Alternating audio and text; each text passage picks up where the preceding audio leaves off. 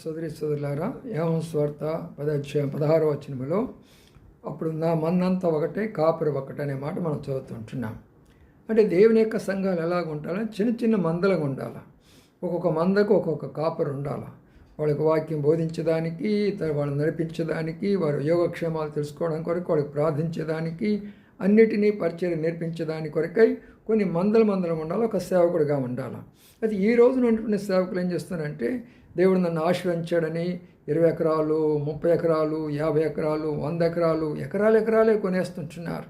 ఇప్పుడు మన సోదరి, అది వాక్యానుసారం కాదు. అది దేవుడు ఒక్కొక్క సంఘానికి ఒక్కొక్క కాపరిచ్చి ఒక మందగా ఉంచాడు. దయచేసి మీరు అక్కడికి వెళ్ళొద్దు, మీరు చూడవద్దు. అలాంటి వాటికి వెళితే పరలోక రాజ్యం పోగొట్టుకుంటారు. అది విశాల మార్గం, ఇరుకైనటువంటి మార్గం కాదు. అందుకని జాగ్రత్త ఉండి చివరి దినాల్లో వారు డబ్బు కొరకై, పేరు ప్రఖ్యాతుల కొరకై పనులని చేస్తున్నారు. మనము జాగ్రత్త లేకపోతే మనం పరలోకం పోగొట్టుకుంటాం.